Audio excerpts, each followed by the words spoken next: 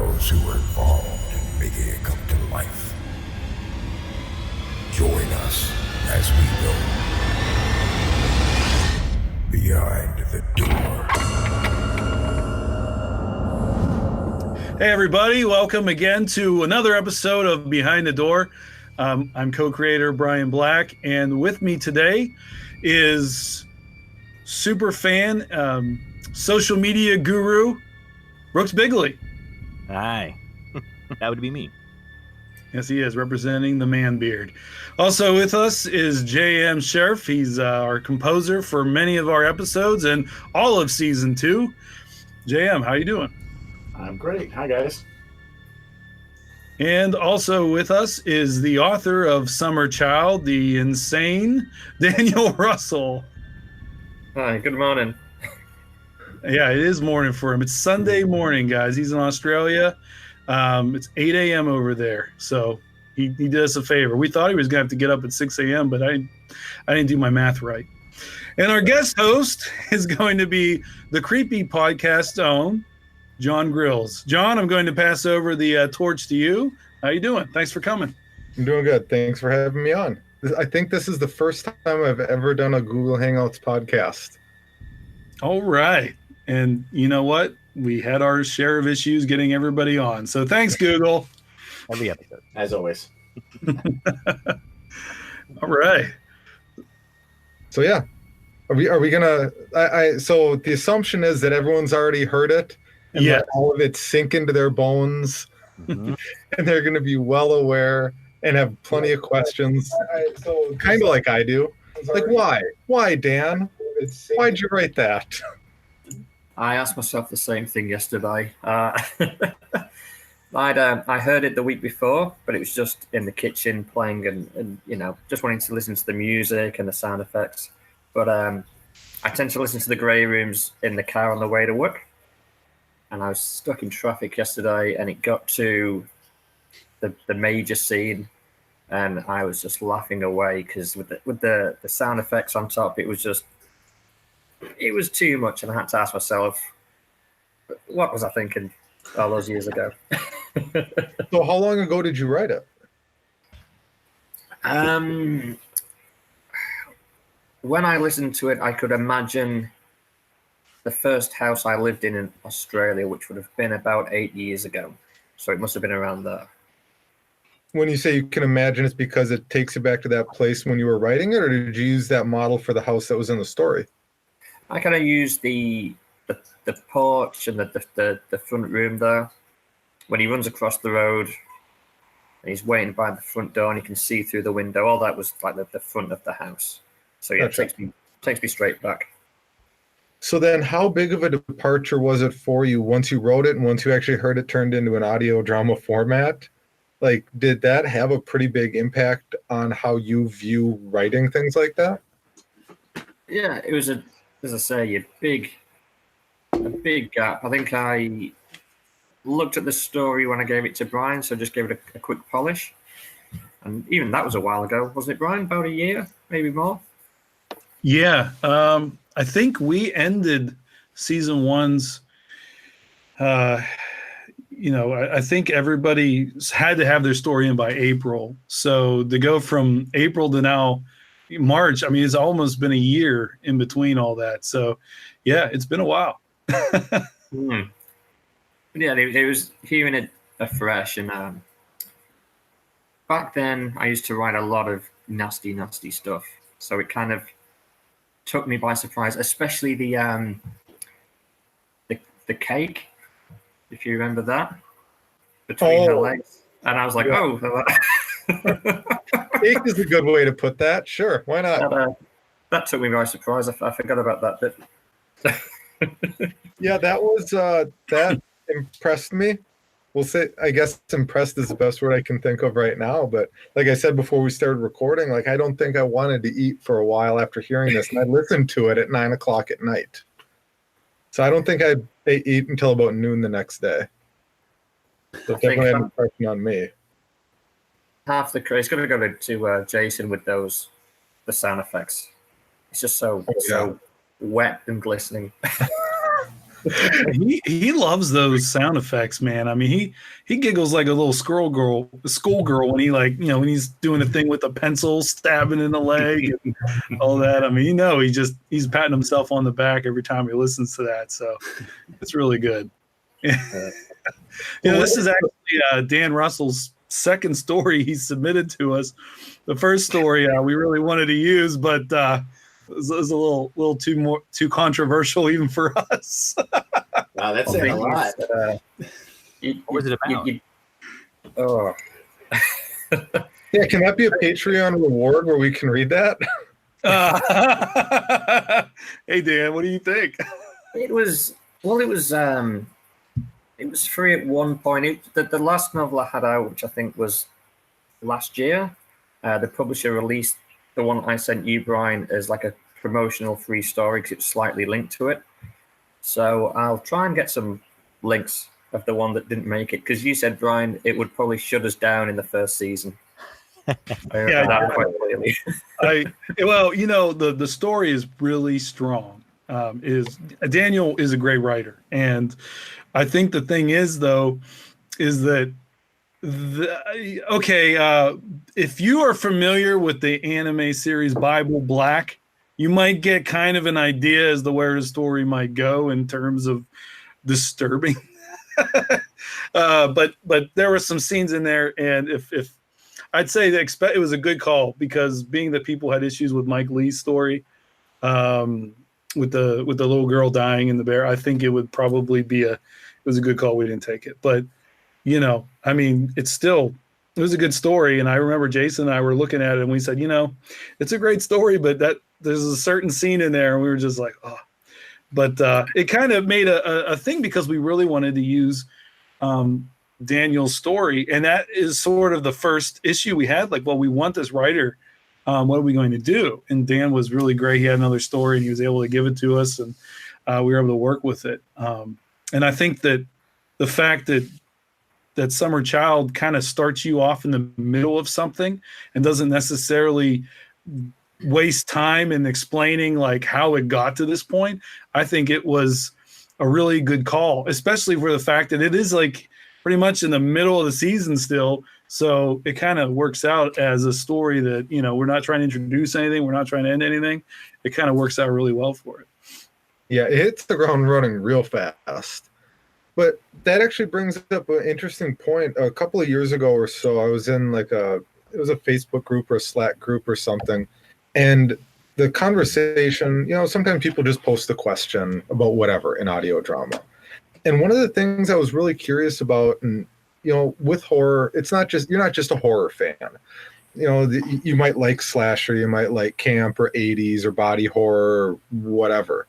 But I can't remember if I had posed it or someone else had posed it, or if it was based off comments about how people wanted to see like more graphic stories in audio drama. But it was a question of how far can you actually push audio drama before you turn away the fan base. But I think a lot of it came down to is no one could quite find that line between where they wanted to get the larger community and like commercialization aspect, like the bigger numbers and podcast audiences, and just trying to serve a base where it's like, yes, we want body horror, we want more Human Centipede and Hellraiser and things like that. So do you think that there is potential in audio drama to go like where a Summer's Child is almost like a starting point and it can go beyond that? Or do you think that that's only for such a small niche that it would have difficult being successful beyond just like a pet passion project? Open to anybody. Yeah. Hey Brooks, you listen to a lot of horror. What do you think? Everyone can hear me okay, right? Yep. Because the camera's not moving when I talk. No. Oh. Can't hear me, can you? Yeah, we can hear you. Oh, you can? Okay. I got worried for a second.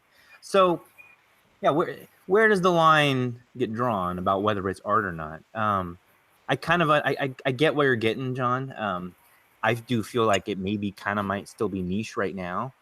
but if it stays art, if there's some kind of, I don't want to say a higher meaning behind it, but if it's not just body horror to be body horror, I feel like it can be more accepting and kind of break out of that niche. I feel like Summer Child is a great example of how to do that, because sure, it's got a really disgusting visual that you're going to get from what you're hearing, but it's still done tactfully. I think there's a reason why. There's a larger world that we're seeing. There are motivations behind the characters. It's not just like, what can I write that's disgusting so I can try to shock people for that value. So I do think that it can break out of a niche, but it still is very much, as you say, a niche. Sure.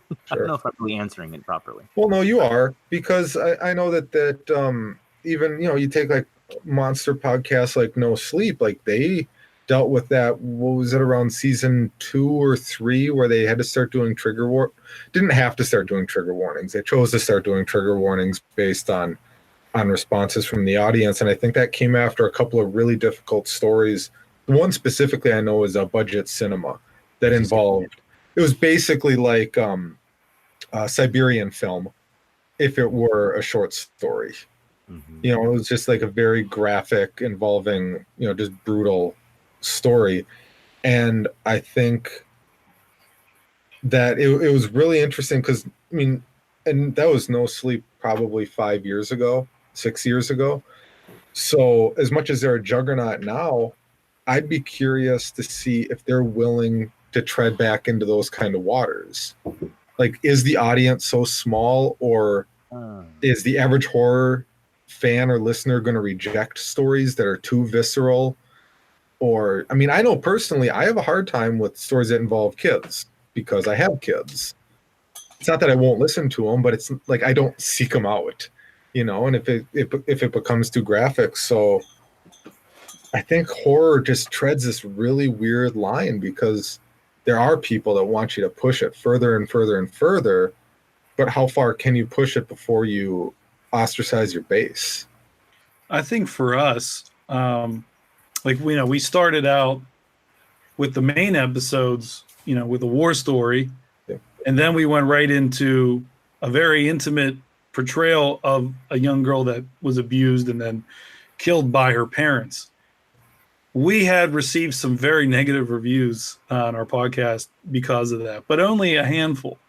It was people told us that it bothered them, and they asked for, like what you were talking about, they asked for some kind of disclaimer. Mm-hmm. So it kind of sidelined us, I think, because we didn't think that was going to be the one that we were going to have issues with. Funny how that works. Yeah, right. And we should have. It was like common sense. Like, this is. But I think because we were so focused on the teddy bear and how strong of that character was, that we were like, But then the author, Mike Lee, started getting kind of shout outs on Twitter. People were saying, "Oh, this was a great story. It's terrible, but it was great." And they were really, really enjoying it. I think that one of the things that, I don't know if it set us apart, but our first season, we were looking for people that aren't necessarily writing for a podcast. They were just writing horror stories. Sure. And we gave them sort of the freedom to write, whatever they wanted, or, if something, we preferred something that wasn't published, but some of the stories were, and I think it was a little bit distinctive. Sometimes people are writing these stories sort of with specifically for like an audio podcast. You kind of hear, it almost sounds like a documentary type deal. Mm-hmm. And these stories were made more like if you were trying to, create an anthology of short stories, and you had this variation. And I think so, like for Dan, he was just sending us a story that, it could have sounded like it was from a much larger work the way it was, almost like he cut in pieces. And that's what I think got everybody interested in it. But I think in terms of horror, we have to remember that horror can be a genre that complements something else. You can have a science fiction fantasy story that is horror, Event Horizon. Yeah. Event Horizon. Really, any major Michael Crichton story is kind of horror. Jurassic Park, and yet people are okay with it. I mean, you can get massacred by dinosaurs, and for most people, that's probably not their cup of tea. If I said, hey, I'm going to go and show you a movie where a person gets ripped to shreds by a bunch of dinosaurs, especially a guy sitting in a toilet, and he's going to get ripped to shreds or whatever from T-Rex, somebody's probably going to be like, I'll pass.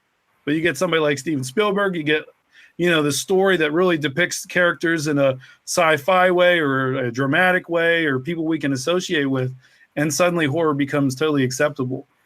So I think there's the thing. I think if you just focus on, a slasher movie where there's no character development, there's nothing, they're just wiping people out left and right without any kind of repercussion or anything, that's going to divide your audience. But if you find a way to sort of, mix genres and give people something more to kind of cling to, I think people will accept anything. And it's still a motivation too for the character. Mm-hmm. There has to be some kind of motivation to spur on the plot. Like you had awesome motivation that started the story right away with Summer Child. You get the house for just 1 minute, and you're like, whoa, what's going on? And then unraveling it as, we were learning along with the characters as they went into the house. Sorry, go ahead. No, by showing the crazy dad, you automatically like, oh man, this little boy he's trying to save is in trouble. So you naturally are getting sucked in because you want to see that kid get rescued. See, and when I first started listening to it, I heard it different. I didn't think the boy needed to be saved. I thought the boy was being kidnapped. And that was the intention and the music. It was the music that really helped that, because I was kind of, when I wrote it, I was trying to deceive the reader, and that was exactly what I wanted the reader to think, that it was a kidnapping. Yeah. Worked on me. And because you are introduced to the couple at the very start of the story, the music, which is that like seedy kind of criminal, that vibe you get. So noir, it's like a noir feeling. Yeah. So you associate that kind of feel with the introduction of the characters. So straight away, just through the music, you're making an assumption about who these people are, which is why I really love the music. So I'm curious, because we touched on it a couple of different ways, talking about motivation. One from motivation of the writer for what they're trying to create, and two from the motivation of the characters that they've created. I'd love to hear more about what was your motivation behind this story. Like, where'd it come from? So say going back a few years, I remember it being primarily a writing exercise. And only on hearing it again, I realized it was because I wanted to write something in the present tense, which I hadn't really done a lot of. So that was it. So I thought, present tense, that's going to get you a nice quick pace. So I just wanted an all-out kind of action horror story, which is kind of why I gave it Into the Grey Rooms, because I thought when it's converted to audio, being present tense, that might work really well. Other than that, I think I just thought I haven't written a cannibal story yet, so let's throw that in. You even calling out present tense, like that hit me. I don't think I noticed it immediately until he started going upstairs, but you just don't hear it much in horror or in audio drama. Like everything's past tense. Like everything is what happened to me or a recount, especially when you have a narrator who's recounting the action. Like it definitely set a different tone for the story, the immediacy of it, as opposed to, because present tense adds a different level of tension. Like, someone speaking in past tense, especially, it wasn't in this case, but if the narrator is the one going through the action and you're speaking in past tense, oh well, he survived. But in this, the immediacy and the present tense and the omniscient narrator, you're in the middle of that, like, okay, he got stabbed in the leg already, and now he's going up into just the worst place I could imagine, frankly. A crazy little girl out of Texas Chainsaw Massacre just jumped out of the closet at him. Like, it definitely roots, in this case, the listener, and I don't know. It definitely had its own feel, and I never thought about using first person in especially audio drama before, but it really worked. Yeah, I only on hearing it myself, I kind of realized there's kind of an up and down pace with it. You'll have a really fast action scene, Yeah. and then you'll have a few moments where he's kind of catching his breath and kind of summarizing, what am I going to do next? And then he'll make his choice, and then another quick scene, and it kind of has this nice ebb and flow to it that really did come across in the podcast, which is good. Well, the writing dictated so much of the feeling. It's like it puts you right in there. So like on my side, writing the music, it's like I heard this stuff while I was listening to just Gabe doing who by the way did an awesome job. And and it's like it sets the mood for me. It set the mood without the music. And I was like, okay, so this is what's missing. This is what needs to be added. And so that's how I, came up with what I came up with. So like a lot of times when I'm writing for these things, it's, I kind of have to think of my own thing. But when I was working on this episode, it just synced up. The mood was there. Everything was very descriptive. It was perfect. And I noticed as the story changes from kind of early on suggesting it's a crime story, and as it becomes more horror, as the story progresses, the music changes with every beat as well. That was really good.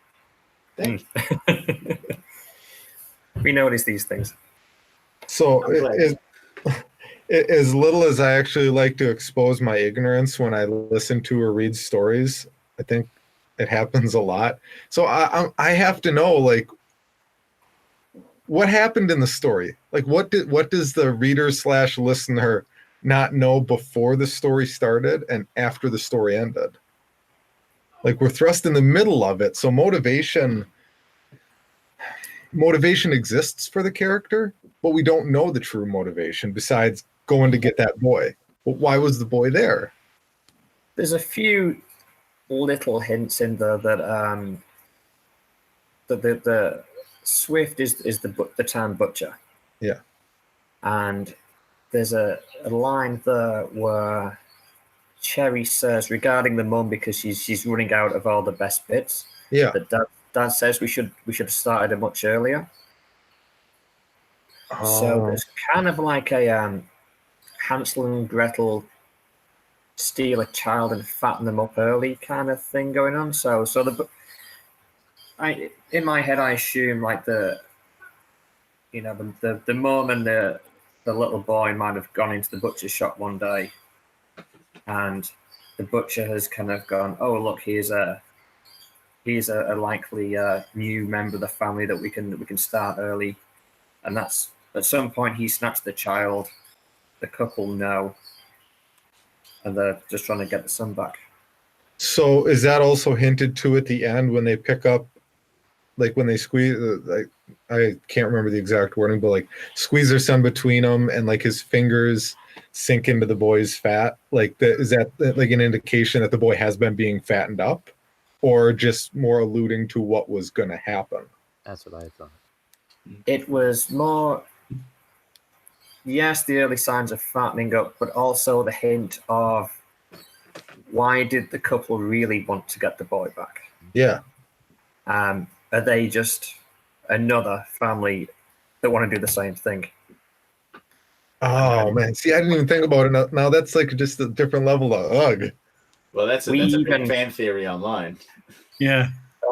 Brian and I kind of discussed adding a bit more on. But Brian, no, we can't do that. We'll get complaints. Well, that too, but I think it plays better, especially like you saying that. Like, I think it plays better not knowing. Like, I think that's a fine line to tread, especially in horror. How much do you say? How much do you show? How much do you just allow the audience to draw their own conclusions? If somebody wants to hear it at the end and like, hey, they got their son back, great, that's closure for them. And if they want to hear it at the end, like, hey, they got their food back, that's good for them. But no, I think especially like maybe, and that was maybe me again as the father saying, "Good, they got their kid back." That it didn't even enter my mind that it would be the other way. But no, I think drawing the line there was the smart play. Well, I suggested possibly to Brian about the next Raymond scene, what his little souvenir would be. And we spoke about that a little bit, didn't we, Brian? And kind of went, nah, we'll leave it as it is. No baby. Babies. Maybe. I wanted to say too that multiple listenings of the story also kind of reveal new clues. Basically, it wasn't until the third time, because I listened to it now maybe 5 times. It wasn't until the third time that I actually heard the protagonist say, my son, as he hands the baby over to the woman, and then describe fingers in the baby fat. I didn't hear son the first 2 times I heard it. I kept thinking, this is the son of the butcher. Cherry calls the boy her little brother. So Cherry, who's the daughter of, it just reaffirmed to me the first 2 times, they were either saving the boy from the boy's family, or they were just kidnapping the boy to also eat the boy. There was something weird about everybody wanting to eat this boy. But then the third time I heard it, I was like, oh, wait a minute. They just said son too. So there's another clue. So I'm just even more thoroughly confused, and I love it. Well, good job confusing everyone. Yeah. Oh, yeah, I'm good at that. Yeah, it's not frustrating. It's not a frustrating confusion at all. It's just like, okay, let me hear it a 5th time, and maybe I'll figure out more. It's very effective. I'd also like to point out that this, and if you take it for the they save their son, I think this is the first happy ending in the Grey Rooms. Yeah, because I think White Light Heaven was a happy ending. That's right. Sort of. Kind of. This one, it seems like all the good guys are alive at the end. I sent Brian the story, I would say, a long time ago, and then I found out that everyone had to die at the end. And I got really concerned. Oh, my main guys have died at the end. Brian, what are we going to do? And Brian just kind of winked and said, leave it to me. Well, when I started looking for stories, I didn't know all the rules because they didn't really exist. I think when I was talking to Jason and gave him Fairy Tale, I was like, hey, the guy gets away with everything in the end, right? Like, then that kind of, so that one, and then Dan's story, I figured, we already broke the rules once. Why not? It would be okay.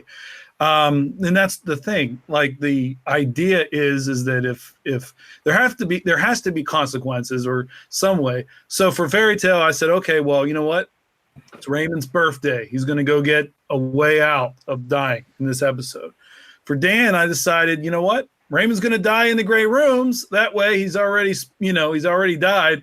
Why would you want to die again? So, we covered him twice. So he's good. Now we can suffer again. Hey, one thing I wanted to ask, because I wasn't actually just on my phone just for the heck of it. I was looking at the story. One thing that always got me too is he's a butcher, right? But it also says in the story he's a figurehead of the town. So, I don't really think of like the town butcher as like the central figure of a community. So that's what kind of made me wonder if he's this figurehead and he's this, this whole family are full of cannibals and the other people might be cannibals. I mean, are we looking at like an entire community of people that just eat each other? Because we know that I think he does butcher other animals, right? I think it's mentioned that there's like other food in that house. So what's going on with this? I didn't really think if the rest of the town are the same. I think it was, as I said, my first few years in Australia and living down in the country with these really small towns and all of the houses spread out over a large area and those few little shops in town.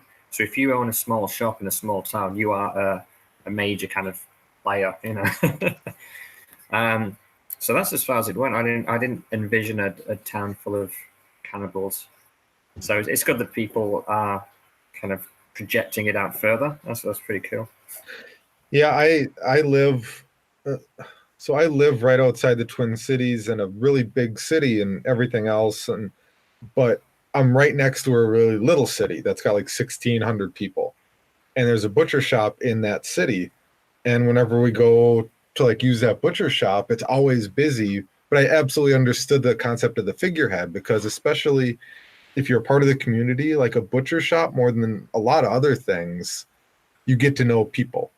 Like to me, it made sense for a butcher because you go in and you're providing food for somebody's family. Like even like standing in line, getting some corned beef for St. Patrick's Day, like listening to the number of people that would come in and just talk about their families with the people that were standing behind the counter. So I got that, and it made me extra sad that he ate people. Like, you're at a butcher shop, buddy. Have some sausage. Did he eat people, or was it just the mother? Like, what was up with the mother, and why was she such a mutant kind of person? Well, the narrator says it at the very beginning. That's what he's eating at the table. Like, he brings like another fork full of white flesh to his mouth. I assume that was the mother. Yeah. Because we had the pig in the kitchen as well. That's was a see. I guess I thought it was pig until I met the mom, and then I assumed it was the mom. The origin of this, back when because I'm English originally, and before I moved out, there's always loads of different kinds of cooking shows, and there's one called the Hairy Bikers, which are these two. I think they've lost a lot of weight now, but these two big men with the big beards and the long hair, and they would get on the motorbikes and go to a town and do a little cooking show. And they used to have the saying, "Fat means flavor," because they wouldn't like these chefs cooking all healthy. They would cook, stews and roasts and leave the fat in, because that's where the flavor comes up. And it just stuck with me as a nice cannibal catchphrase: "Fat means flavor." So that's why they're just fattening the mother up, and just So they're feeding her with any meat. She's getting really big, and then they take from her. I think that was so. It was sad enough that they were eating her, and the physical descriptions of her and the cake, as you put it, and everything else. But the concept of how broken she was as a hostage and as a victim, that she was just trying to get like the gravy that was like on her chest, like that. Oh man, like that sort of thing. It's like, have any of you ever seen the horror movie, The Poughkeepsie Tapes? Okay. Saw that.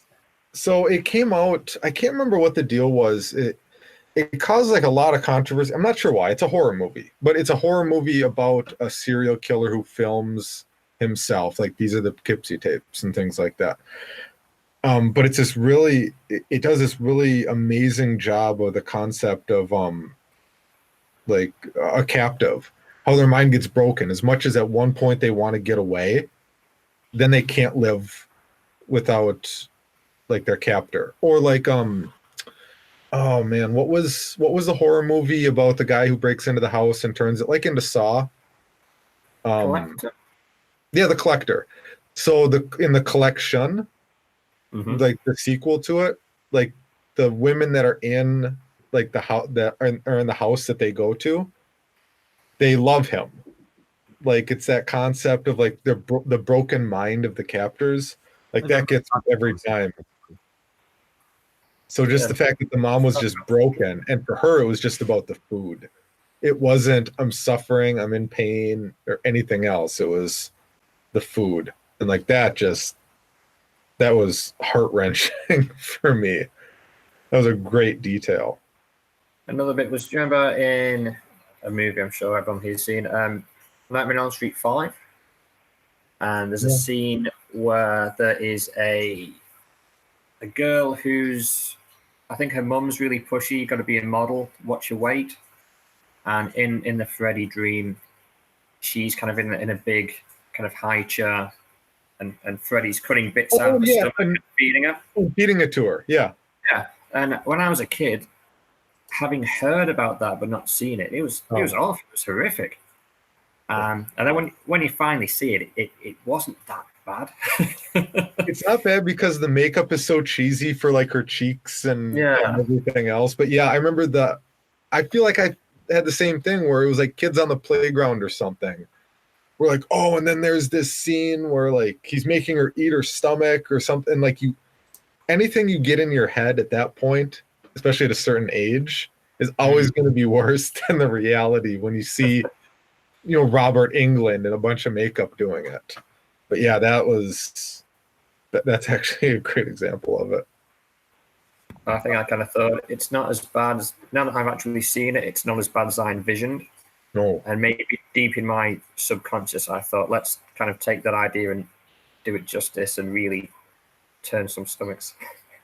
One thing we were talking about just hearing something and visualizing it before you've seen it. JM did that with the story, just listening to it from the voice actors. JM, what did you think of the story? I mean, we all read it, so we all kind of had some thoughts about it beforehand. You're just listening to this thinking, what's going on? Well, it was great listening to it because I didn't know what kind of story it was. Kind of sounded like the detective noir, gritty. Even getting into the kitchen, the action scene in the kitchen, and then when he hits the hallway upstairs and he starts to say, I've never smelled a dead body before. You're like, okay, here's where it turns. Here's where it's going to start getting good. I didn't know what to expect. So once we get into that room, it's just pure horror, terror. And Gabe does a great job of, cursing and the breathing and like, oh my God, what's going on in here?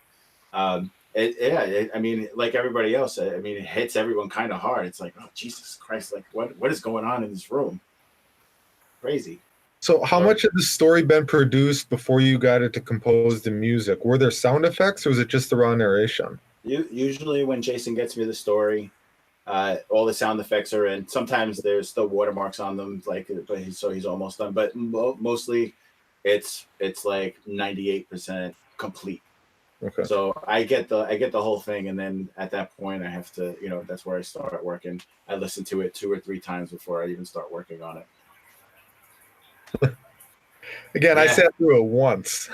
Yeah, that's part of the job. So every episode, just listening to it during the day, and then when I finally hit the studio, I've listened to it so much already. I know some of the lines already. I know where the key points are, and then that's where I start my writing. By the time I'm done, I probably listen to the whole thing 30 times. Oh, wow. Because it takes I mean, just going over parts while I'm listening, listening to vocals while I'm laying down some string beds or the guitar or whatever I have to do. It's like you hear it a lot. So every story I come out of, I know it in and out, including the sound effects, because Jason does such a great job, especially those squishy sound effects. Yeah. Like the scene in the kitchen when the butcher was bleeding out. And you can hear him gurgling. I just like, I'm not going to put any music over this because it was just sounded so good. I didn't want to ruin it. So beginning to end, how long did it take you to compose for? I don't know if this episode is any different from anything you normally do, but how long did composition take? I usually work in 4-hour spurts. It took me 2 sessions, so it took me about 8 hours to do all the music. Wow. Yeah, and reading's the easy part. Yeah, reading. Usually the first time it's me sketching out writing, because I usually when I go in, I just have a rough idea of what I want to do. Like, in the beginning, I'm like, I'm gonna make like a Tarantino tremolo guitar part, but like it's not until I get into the studio that I pick up the guitar and figure out exactly what I'm gonna play. And then it kind of just flows from there. And usually, I don't know, a lot of people work differently, but I work from start to end. So I write from the beginning of the episode and I take it all the way to the end of the episode. Other composers will write the finale first and then work backwards.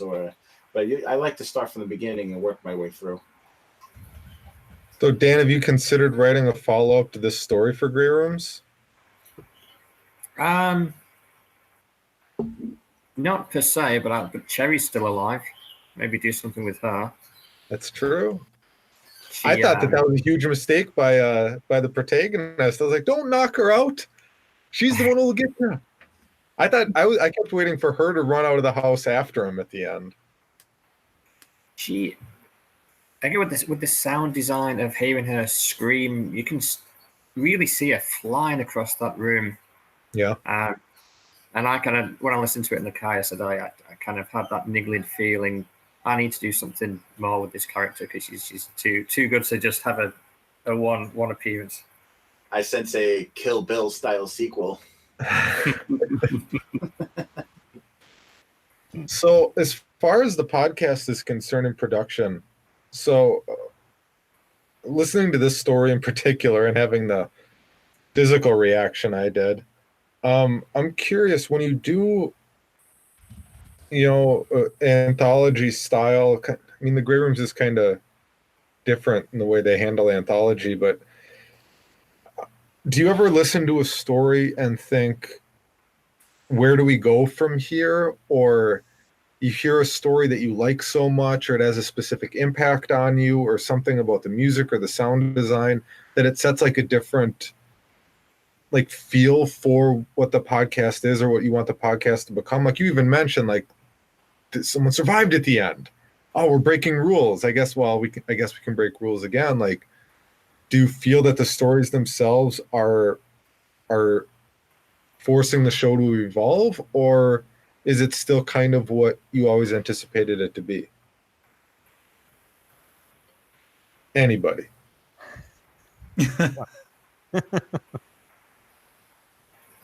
Dan?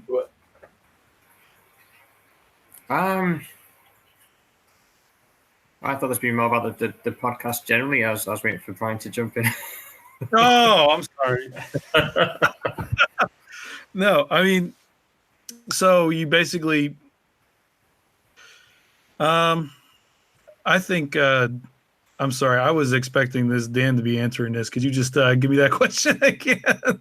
Well, No, it's basically how do the stories, push the narrative for the Grey Rooms, like as the stories come in.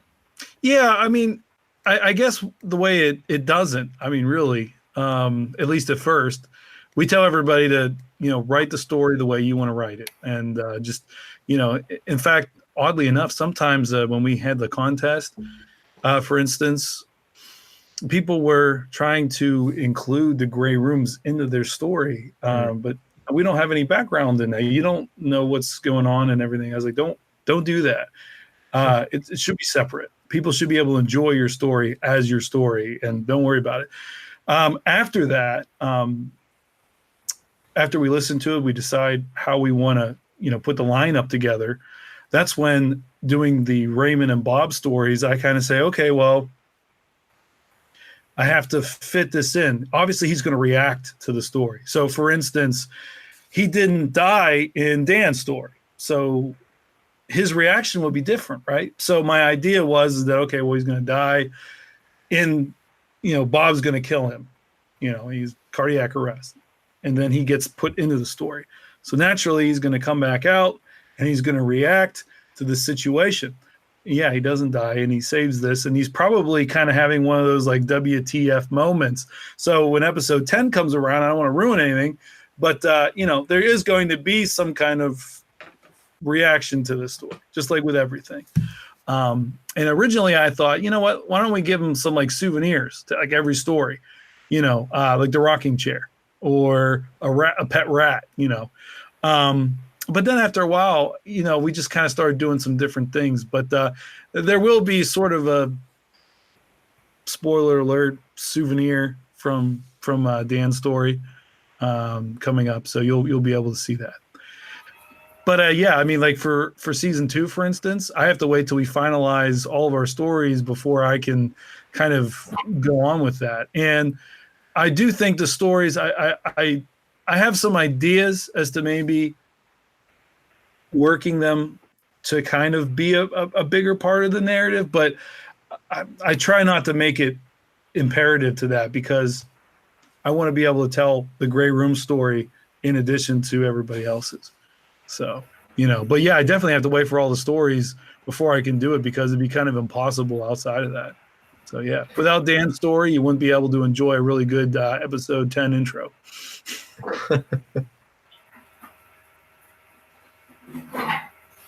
So I guess I'm curious, when you go back and you listen to the episodes, like Dan saying he listened to the episode in the car and just kind of hearing everything, hearing the special effects cues, hearing the music, and that changed everything.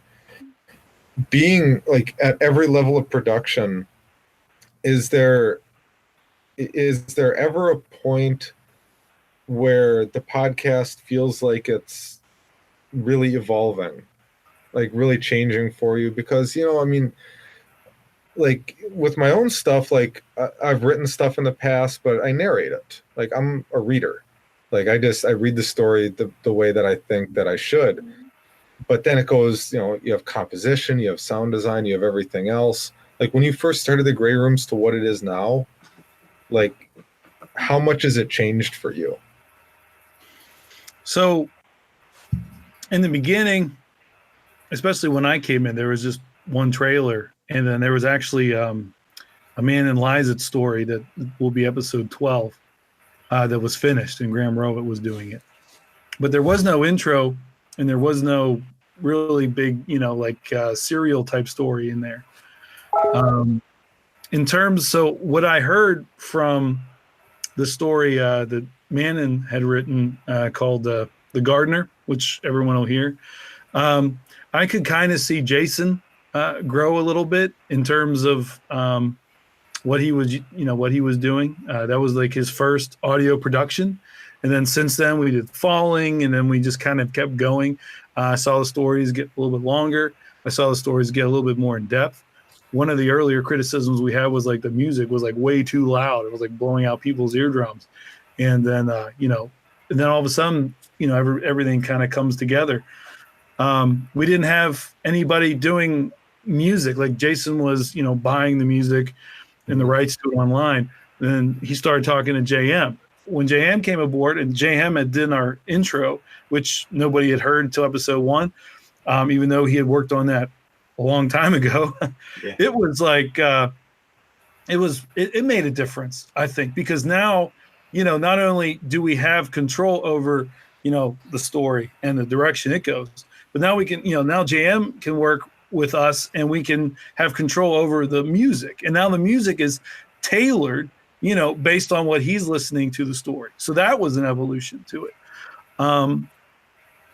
In the beginning, I had to go on Twitter and just ask people for stories. And, like I ran into Dan Russell, and I had been talking to him a little bit. And I said, "Hey, Dan, you got any stories for me?" And Danny's like, "Yeah, send something." And then that happened. But nobody knew who we were. Nobody knew what we were doing or what we were capable of. Now, when starting with that contest we did for the preseason stories, and for the stories we've received for season 2, people kind of know what's going on, and they want to be a part of it. And I see an evolution in that regard, because now we have a lot more stuff to play with. We have a lot more options, a lot more stories. For instance, if, half the people I was asking submitted stories to us that, were, not as good as they are, what would we have done? Would we have just delayed things and asked for more stuff? I don't know. So I think in terms of everything, I've seen a growth in the quality of our stories. We've since kind of came up with the Behind the Door. The bonus stories are now showing up. We have a kind of a good idea as to the Warden and where we're going with the story. So yeah, it definitely is a big evolution to what we were doing, because to tell people that we're doing a serial podcast that also is an anthology is kind of crazy. I feel like I feel like people just don't know what we're talking about. And then when we said, it's like, the Warden's like Tales from the Crypt meets Quantum Leap. And then, you have this idea that, the Raymond and Bob show, and they're doing the same quantum leaping into a horror story. it was funny because when we were mentioned in the Sci-Fi Channel article about the horror podcast to listen to on Halloween, and I thought to myself, people are gonna have no idea what we're talking about when we say this. And then now I think everybody knows. I think people are kind of looking forward to where we're going with this, and the idea that I can take the kind of storyline and build it for multiple seasons and still include all these anthology stories and build relationships with all these people, I think is pretty fun. It's pretty fascinating. And from the beginning, if you would have told Jason and myself and Brooks and JM that this was going to happen, I don't know. I mean, I don't think we thought, but it definitely became something that we're really proud of, and I hope everybody else is too, because it's been tough, but it's been a lot of fun. Do we get more stories from Dan in the future? Dan has submitted a story for season 2, and I mean, I can't really make any comments because we haven't finalized anything yet, so I don't want to ruin that, Dan. But I think is that me letting me down gently? I know. No, we the thing is about the season 2 stories is that I have to read them, Jason has to read them, and we're on the process of doing that. But for both of our schedules, like I'm reading some and he's reading, I don't think we're totally on the same page yet. And we're also kind of finalizing the last couple episodes of the season. So it's, it's just kind of a little bit slower. I think once April comes around, I think we'll be in a better position to start to, finalize things and let everybody know what we're doing. But surprisingly, we really, like Dan, Gary Bowler submitted stories about Bo Chapel. We definitely have had Candace. We've had some people, but a lot of these people that submit stories are all brand new authors. So that's pretty exciting. We're gonna see what they got going on, and but no sequels yet to Summer Child. No, well, if nothing else, I still want to see the script that you couldn't produce show up on Patreon as a reward at some point. Dan's like, well, it was a great. No, that was published, right, Dan? Like, I mean, that was something you'd submitted into a magazine or? It was in a book. It was in an anthology. It was in my collection, and it was used as a promotional free short story too. So it's kind of been out and about. Well, I'm gonna have to look for it. You're gonna have to send me the name of it offline. Oh yeah, I'll find the PDF and send it through. Appreciate that. Well, thanks everyone. I had a really good time. I gotta go literally put the kids to bed. I hear them stomping around upstairs right now. I hope that's them. I hope it's them to get their son back because I'm not giving them up. Uh-oh. I think Swift's up there. You better be careful. My boy's not chubby enough. He will. He runs around too much. But again, thanks everyone. I had a blast with the episode and I really love the podcast. Thanks so much. Oh, thank you so much, John. It was great having you. Yeah, thanks. Thank you. So that was Jon Grilz. He does the Creepy Podcast, and if you haven't heard that yet, come on now. You need to be listening to all these horror podcasts and supporting us. And most likely, everybody knows of him and haven't heard of us, so that's okay. We lost Brooks. I don't know what happened. A while ago, actually. Yeah, I don't know if do I need to resend something or. He said service issue detected. No, he lost his internet. It's shut off. So, oops. Oh, man. All right. One thing I wanted to say to JM is that that kind of theme that sort of introduces Summer Child was just fantastic. We've talked a lot about, I think everybody was on the same page. When you looked at our first teaser for art, it was kind of this like Reservoir Dogs looking stylish poster. and then you were all thinking noir, and then you had that song, playing. I want that. I would love to hear more of that song, just to hear, because I just loved it so much. Thanks. Yeah, like I said, one of the things that Jason said to me when he usually will send me the file and send me some notes saying kind of like, maybe looking for this or that, or hey, Brooks. So one of the main things he said was Tarantino-ish and dark and gritty. So, and that's it. And then sometimes he'll go through each part and say, oh, maybe, something like this. But this time that's all he said, Tarantino-ish, dark and gritty. And like I said, hearing the story for the first time, that's totally the feeling that I got, was that very noir, detective-y, fedora with a lamp, with a street light, sitting in the car scoping out a house. It's like, that's the first type of thing I heard, So,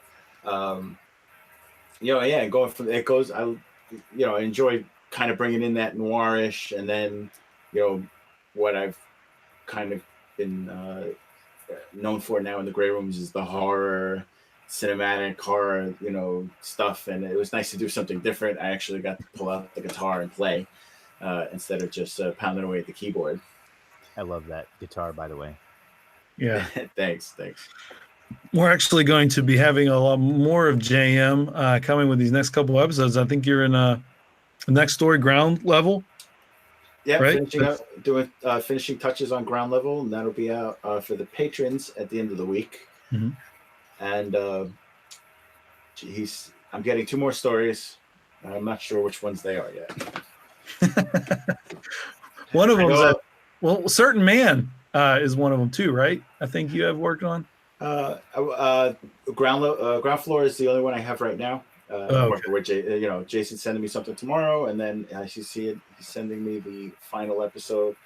I'm on a need to know basis, I guess. They come in as Jason finishes them up. So I'll be working on those, and more exciting is that I'll be involved in every episode in season 2, and I'm looking forward to that a lot because we'll be able to get even more in depth with what can be done with an episode before Jason even finishes it. Because the way the season has worked is I kind of came in when several episodes were already done. So at this point, it's for season 2, I'll be in on the ground level for these for every episode. So we'll be able to work it out from there. Now it's going to be exciting and fun. Now, Brooks, talking about on a need-to-know basis, especially for doing the art for the episode, you were kind of on a need-to-know because you had the opportunity to read the stories, but then you were kind of like on the fence, like, well, I don't know if I want to spoil it. So you kind of had an impression of Summer Child before you even read the story. What was that like to kind of like hear like hearsay, and then all of a sudden kind of read this story and kind of the strange ending and all the other stuff that was going on with it? Well, the story really, from what I heard, because the whole premise of me avoiding reading the stories was kind of silly, I guess. I wanted to maintain the superfan thing and be just wowed when the episode comes out. And Summer Child really was the first story where I said, okay, I think I need to read these, so I know what to do in terms of artwork or how to promote and make artwork for it. I was not prepared for what I read. I was not prepared at all. It was just crazy. I just was like, what did I read? This was absolutely crazy. I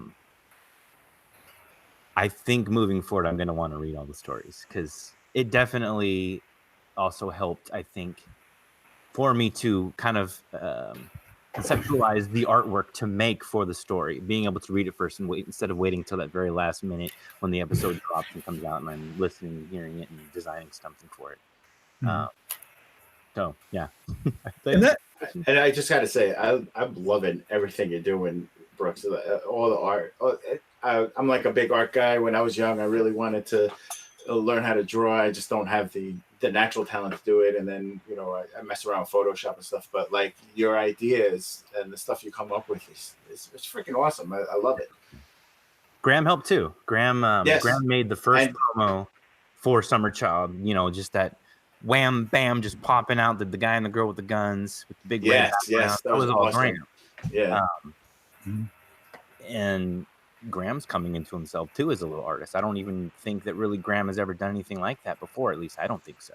Yeah, so Graham did the Cell Block B episode. Is that correct? Did the album art or the episode artwork for Cell Block B too, and I was blown away by how he designed that as well. I think we're having a lot of fun here, and we're learning as we go. Really, I don't like the idea of like, okay, let's say we have 12 episodes in season 2, so let me just bang out 12 graphic artwork representations for each episode. That's not fun. I like knowing, okay, what's the new story coming up? Okay, let's start working on some artwork for it. So the artwork that everyone keeps seeing is really coming out kind of hot off the press, really, which I feel gives it a better quality. Because you're not just planning ahead. Okay, this episode's coming out when? In December? Okay, I've got the artwork done 6 months early, 8 months early. It's not the same. It doesn't have the same impact. Making the art fresh after hearing the story or after reading the story, I think really ups the quality. One thing we never talked about, I don't think, is how the author feels about this art that is kind of designed just for their story. I mean, it's one thing, to have your story have a voice actor and, some music put onto it and the sound effects. And some people have had that, but they actually have art. And then now we have multiple pieces of art done for the story. I know Dan on Twitter was saying, keep them coming. He wanted all the art in the world.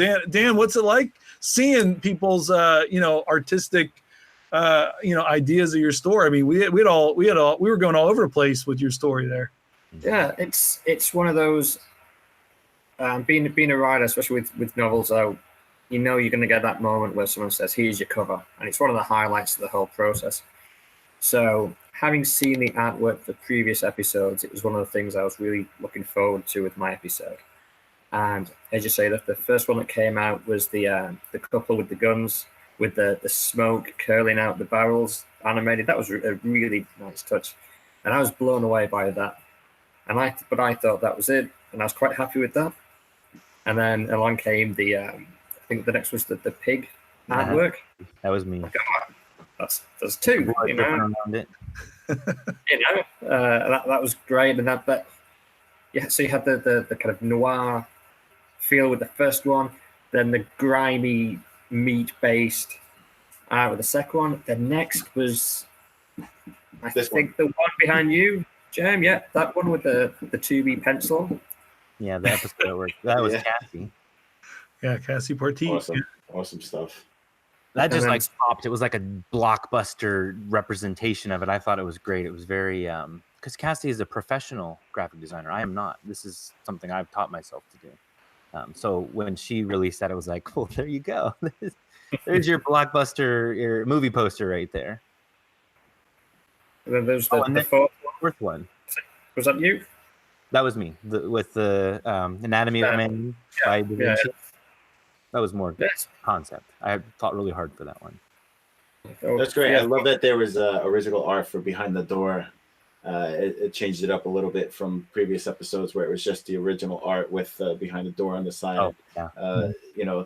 It's something cool to look at. I mean, you're scrolling through your Facebook feed and there's another cool picture, and it's so much fun. That's the whole point behind all of this, is to grab your eyeballs. I mean, there's thousands of podcasts out there, and to just have a post saying, "Hey guys, new episode out," like, that's cool. If we can spend more time creating this visual fun to add to the audio, I feel like it just draws more people, and it just makes the project that much more exciting to be a part of and to enjoy as a fan. So it was a lot of fun. Well, it's working, I think. For me, it is, as a fan. Because don't forget, I don't get I get the episodes as they come, and also I don't hear anything from Raymond until the episode airs. So right. I do get when I get my my feed on Friday morning, for the Patreon feed, usually Friday evening. That Raymond story, even though I may have heard the other one 100 times, the Raymond story, it's like, all right, something new and juicy to listen to. So, so I get to listen as a fan too. Oddly enough, I do too. Yeah. I don't hear it. Like I've heard the stories done. I haven't.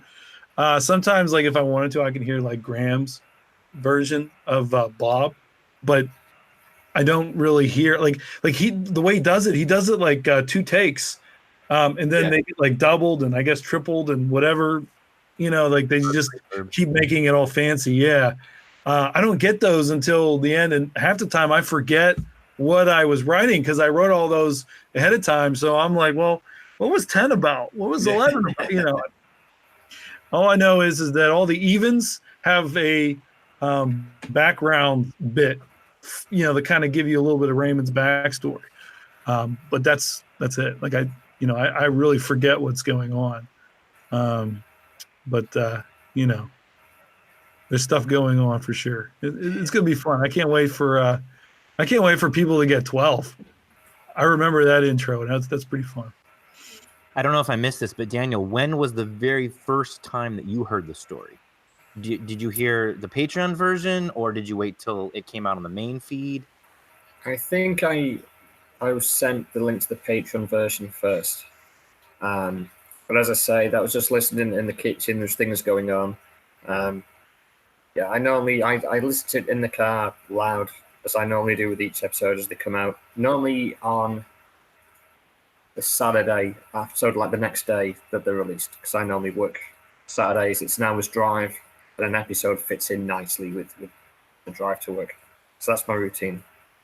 Did you cry hearing it? Like, was it an emotional experience or what? It's the closest to kind of having a movie made of your work. It's so close. I think Jason would be so happy to hear that. Yeah. And he will, because he's got to he better, right? One thing I want to say is because normally we have the voice actors here, right? And we don't this time. So I do want to make sure that we give credit to Gabe and Lindsey. I think they did a great job. Lindsey had multiple parts, all the female roles. Graham was in it as well. He was Swift.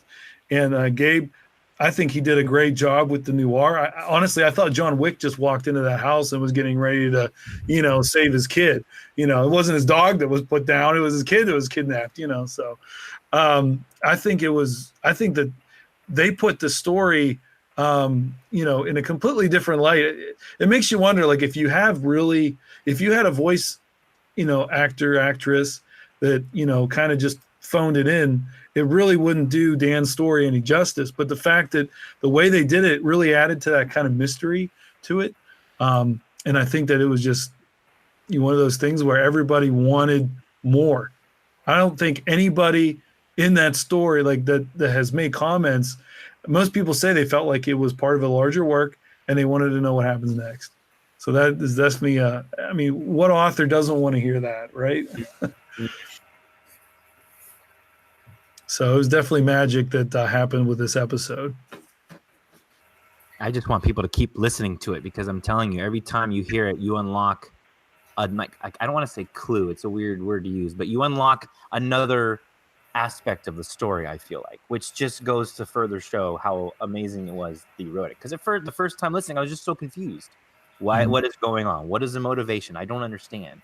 I listened to it a second time. Oh, okay, I get that now. It's like it starts to fall into place each time you listen to the story. It's awesome. It gets better every time I hear it. Okay. On that note, guys, I gotta say, see you later. It's been great being on, but I gotta run. Yeah. So we will. I'll see you guys next time. On I guess ground floor. I'll be around for that one. So Dan, it was nice meeting you. Yeah, nice meeting you. Good to see you again. Good work, mate. And take it easy. Yeah, we'll see you, Dan. Thank you for showing up, and we'll see you in 2 weeks. Yes. Take it easy, guys. One thing I wanted to talk about too is Brooks. What do you think's going on with Raymond and Bob? So I'm silly because I didn't realize that Bob, well, I don't know if Bob himself is the one that basically tased and killed Raymond, but I didn't realize that Raymond was dead. I didn't piece that together. Had to be multiple listenings again to figure that out. So I'm just having a slow episode week, if you know what I mean. It's just continuing to be a wonderful evolution of their relationship. Like, they truly have a relationship. I feel that there's something that Bob needs in Raymond, and whether Raymond wants it or not, Raymond needs Bob, because Bob is his only real way for Raymond to figure out what the hell is actually going on. If there was no Bob, that might even be a worse fate for Raymond. That would really drive Raymond crazy. So there's just a very interesting and strange relationship going on between them. But I don't remember if it was the last episode or the episode before, but Bob notes how Raymond is showing uncharacteristic, not aggression, but what was it that Bob said? Come on, you're the writer. He was recognizing how Raymond was fighting back, almost not arguing, but being. I'm losing the word now. Well, I do think Raymond has been a bit rebellious. Yes, from the get-go. But Raymond, I think I tried to show that, like, especially even after when Bob didn't show up, like you mentioned, what would Raymond do without Bob? It would be like solitary confinement, pretty much, right? I mean, he would just be in a room all by himself, nobody to talk to. But he is building a relationship with him. I'm not going to say they're best friends, but he does have, they're at least like acquaintances now, I would say, where, Raymond knows Bob knows more than he's telling him, and I don't think Bob necessarily kind of hides things. He is pretty, blunt. I mean, he said that Lucy was dead. I don't know if we can trust that or not. I'm not going to really say, but at the same point, there's definitely, information being given. So I think Raymond sees this kind of, if he feels that Bob's hiding something very important, and now he can't take it anymore. Now he's going to start going ballistic. Right. And of course, how do you get control in that situation when you're floating in wherever you are? I mean, whether you're just, we don't know where his body is. We don't know, like, if he's just some guy sitting down like we are, and we don't know. So he has to get control somehow. So he's able to somehow remotely electrocute Raymond. Yeah. I loved Bob's reaction when he kills Raymond, because it's like it's not played for it doesn't feel like it's played for laughs, but it's so deadpan, and he's got that's unfortunate, I think is what he says, and then just gets on with it. Bob is very deadpan. It's really interesting. I do like Bob. I mean, the Warden's my favorite, but I think Bob is kind of my second favorite character. Yeah, I love Bob, and I love the fact that he could even make a haiku deadpan. Like, how do you do that? But then Graham, that is a testament to Graham. Like, he is, I could tell. I think he really enjoys the character, because it has to be a slightly different challenge to try to not be like have a personality, but still kind of emulate a personality, I guess you could say. I don't know, like, the way he's going through he's just going through the motions of life, but he's not trying to show like any kind of maybe like I don't know, like he's not trying to treat Raymond in a nice way. I guess he's never rude to Raymond, and I don't think he ever lies to Raymond. He's just very blunt and matter of fact. Yeah, and the lack of his personality gives him personality, if that makes sense. Mm-hmm. It's very awkward to explain, which gives it its charm.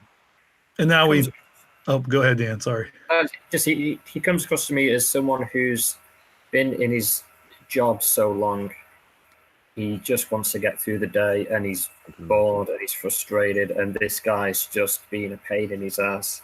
Just pick a damn door. I'll knock off at 4. Come on. And if Bob has multiple people like Raymond that, let's say, he's like watching over, I feel like Bob probably does gravitate to Raymond for some reason. Raymond just seems like, because again, going back to like watching or listening to their interactions, I definitely feel that Bob is drawn somehow to Raymond. There's just this expression of interest somewhat. Because if Bob were just going through the day, just trying to get through the day so he could just leave his office or leave wherever he's at, right? Why would he give two shits about anything that Raymond says? Or why would he want to engage the way that he does with Raymond? So I feel like Bob needs Raymond. Bob definitely needs Raymond for some reason. There's something there that Bob needs, or Bob finds in Raymond that he needs. And well, for one thing, Raymond named Bob, right?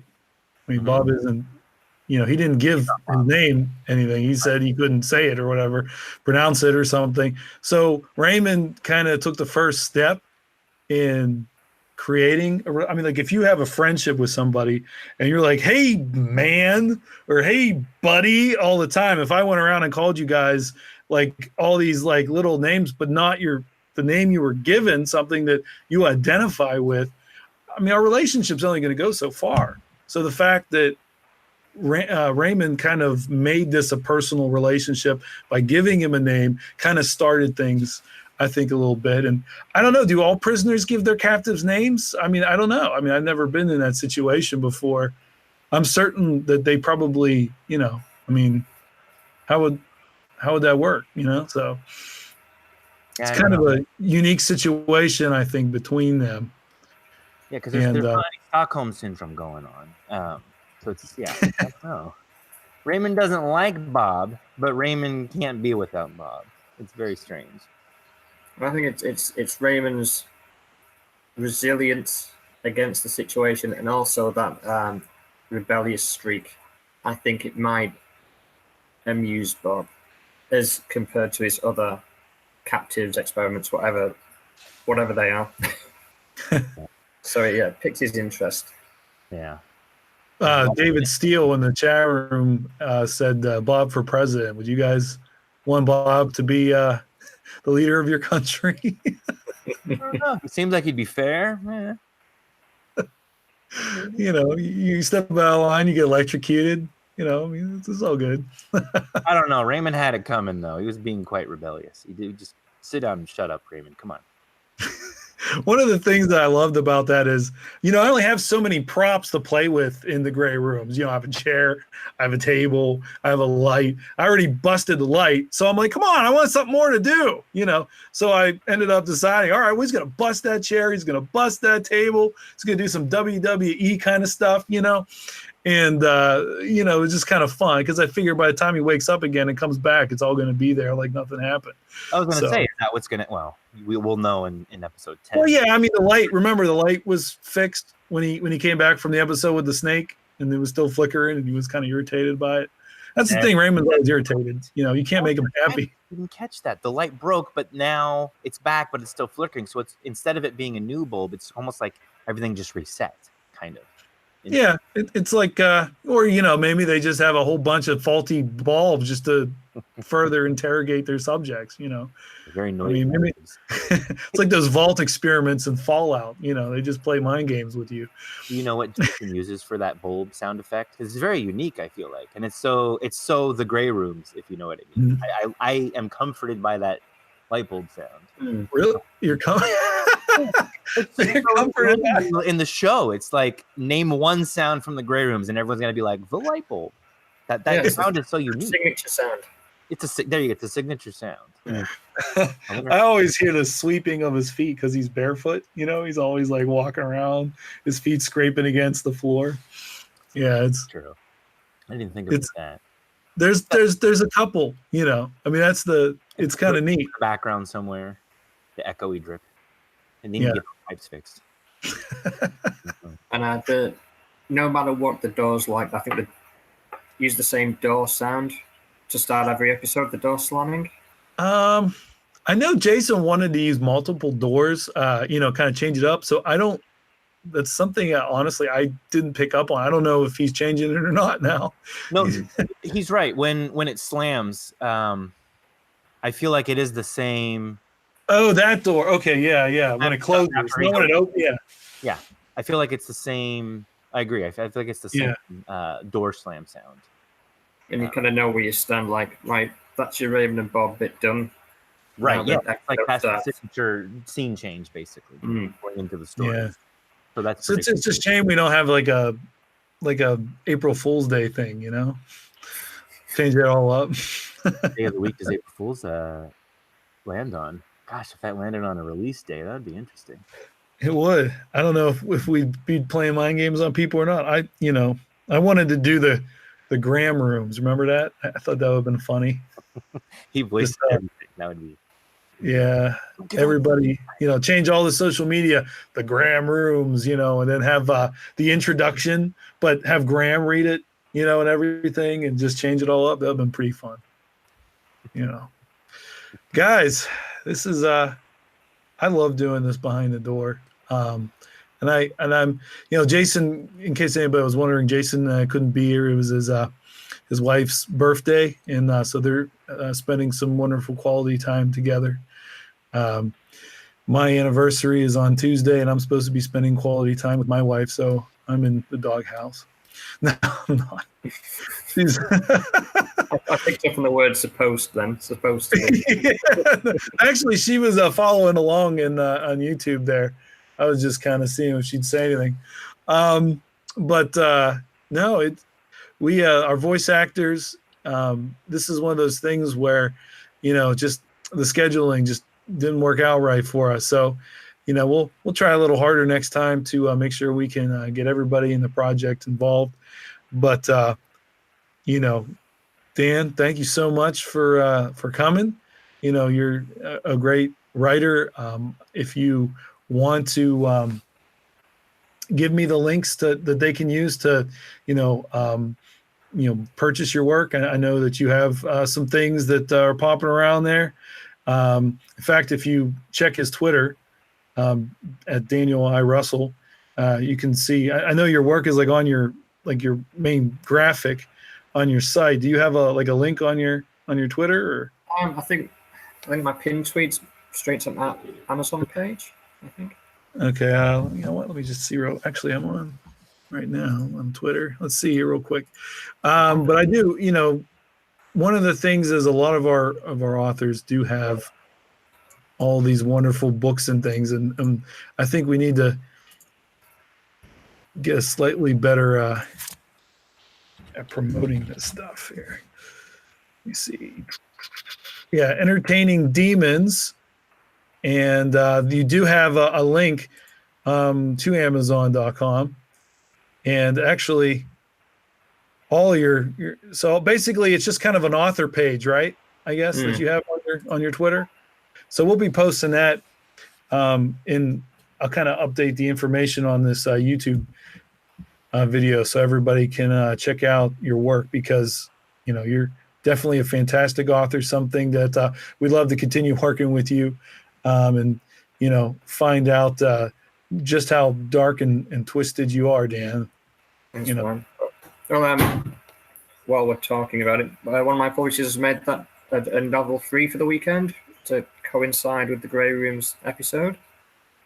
So if anyone wants to go on the Amazon link, the novel's called Mother's Boys, and that should be free till Sunday night. So there you go. Something for free. Something for free. And Dan, you're a psychologist, I guess. Is that what you're going to school for that, or you're doing clinicals for that?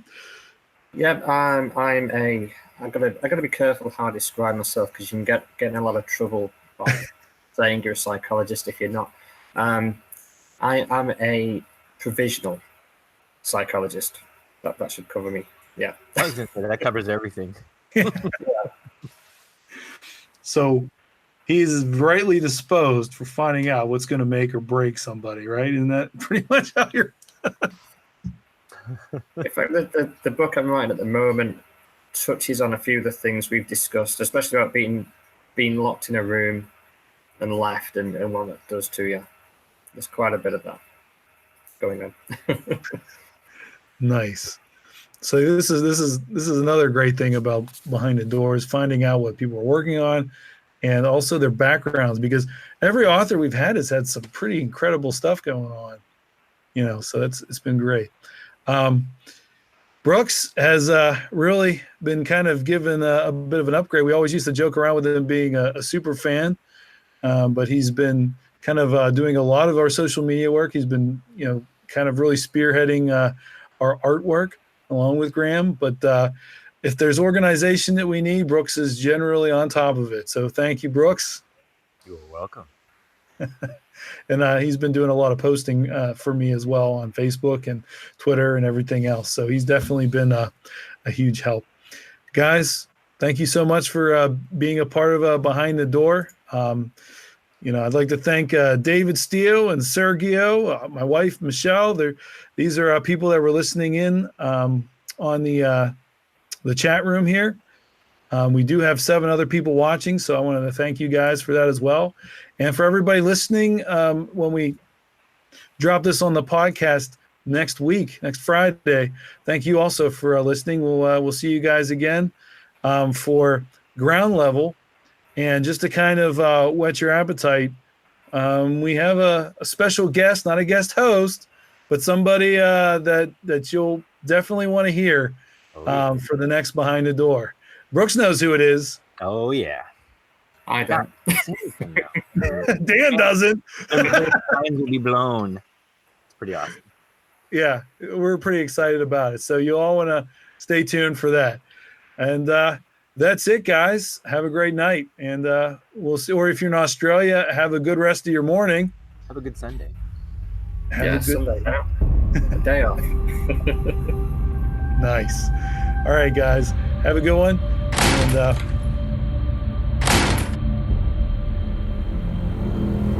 Behind the door. Beyond